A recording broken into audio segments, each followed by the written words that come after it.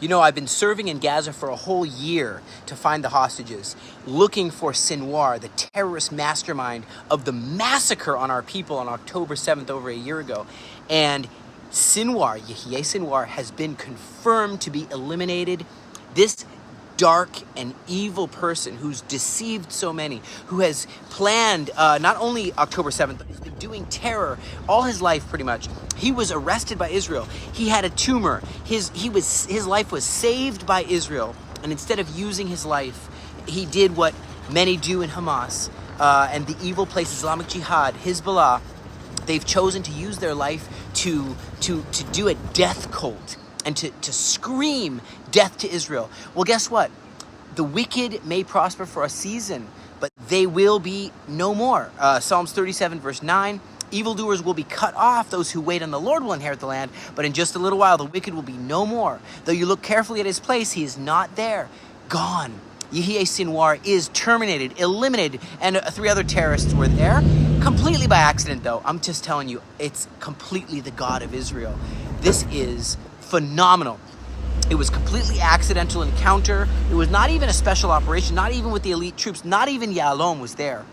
Just a routine encounter. They knew there was terrorists there, going to eliminate them. Sinwar and 2 other terrorists that he was with were killed. They had large amounts of cash, identity cards. Maybe they were even trying to get out of the Gaza Strip. Grenades, explosives were found in the building. And the IDF troops, brave troops, went and scoured the whole area and found that there was, it was not even a tunnel there. You know, there's such a vast tunnel network. And we heard rumors that Sinwar was walking around in broad daylight, you know, walking around Gaza with no phone or no beeper or no walkie-talkie. But truly, they're checking. They checked his teeth. They checked the fingerprints because he was in an Israeli jail. So they got the fingerprints, and they confirmed he is definitely gone. This is a turning point to this whole war. This is a turning point for all who follow him and follow evil. It seems like they were trying to escape with all this large sums of money, escape from the Gaza Strip.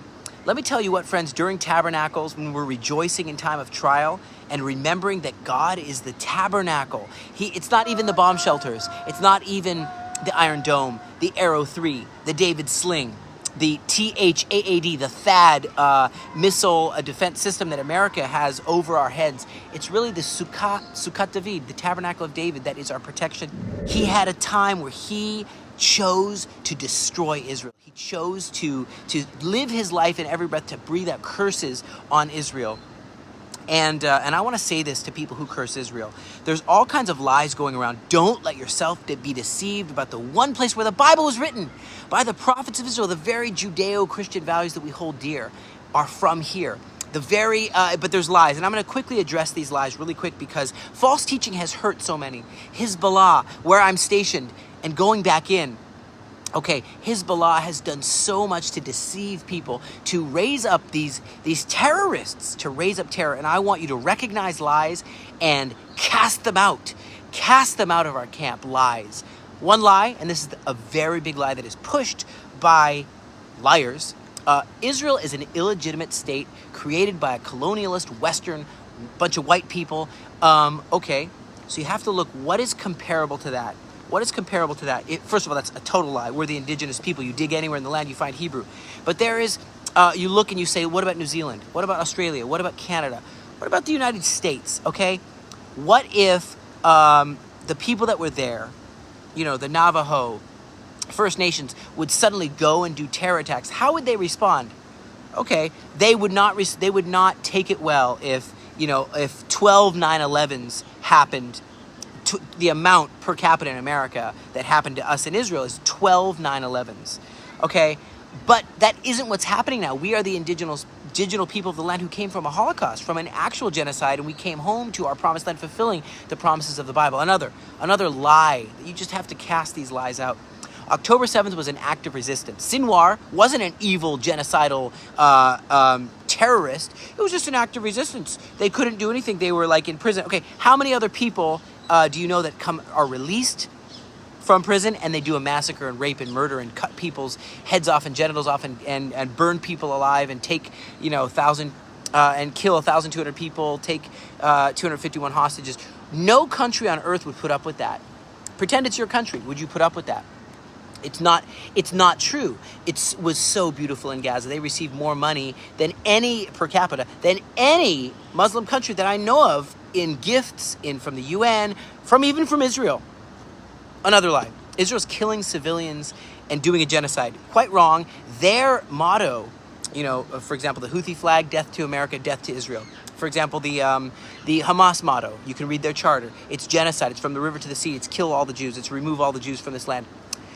Israel is not trying to kill. We're always moving civilians. So more than any military campaign, more than any war in the history of all wars, you can't find anyone who's done more to protect civilians. So they don't. War is horrible, and we don't want people to die that are innocent. No, but we've done more than any country in the planet Earth that I know of. And I'd love for you to show me another case of another army that did more. Please move from here. This area has a bunch of missiles that are being shot on us. We have to remove this place. Please move to this safe zone. Here there's food and polio vaccines and water and medicine. And please, here in Arabic and Hebrew, we'll hack the TV channels, the phones, they all have phones.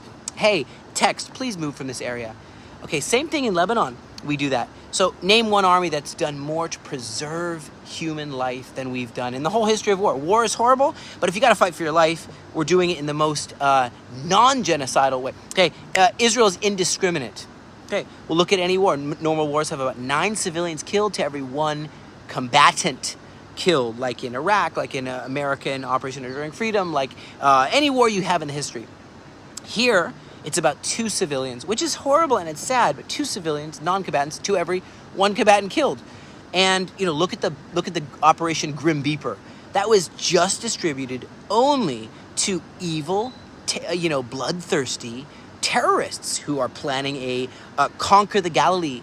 And as we're sitting in our tabernacles, we need to hold on to truth, my friends. Hold on to truth and look at this. The evildoers are being removed. And now that we're remembered coming out of Egypt, Pharaoh in the time when we came out, we started living in tabernacles, coming to Israel to the promised land. And it says in Leviticus 23, verse 33, it says it in Deuteronomy 16. It says, do this, rejoice with your families, and help the poor. And we at the Aliyah Return Center are so glad to be able to help. Help us help the rest of these heroes to complete this and bring back peace, bring back security to this land, to our borders. Help us, okay? Tabernacles is such a special time. It's a time where, even the harvest and you leave the corners of your field in the time of the Bible. You know what I'm talking about? And the poor would get to eat. We want to be able to feed, clothe, and help these families that have fled. It's called our Operation Emergency Aid Initiative. So please help us help them. And you know what? I'm thinking back to 2 Chronicles 8. King Solomon observed the Feast of Tabernacles, and he did it with all the people. And it says that the dedication, 1 Kings chapter 8, verse 2, and it goes on in verse 65 and 66. It says that the temple was dedicated on tabernacles. Is that not exciting? Is that not exciting? So don't be afraid. Don't be dismayed. God is helping Israel. And thank you for keeping me in prayer. And help us get these thermal drones. I know they're expensive. I know they're like 29,000 shekels per thermal drone. We want to get them for a bunch of different units. But thank you for standing in the gap. And look how the evil, and may all evildoers around the world remember what has happened today. Same as to Nasrallah. His day came. He can't do any more evil to anyone. He can't do any more massacres like they said they want to on any more innocent people. Same is true for all evildoers.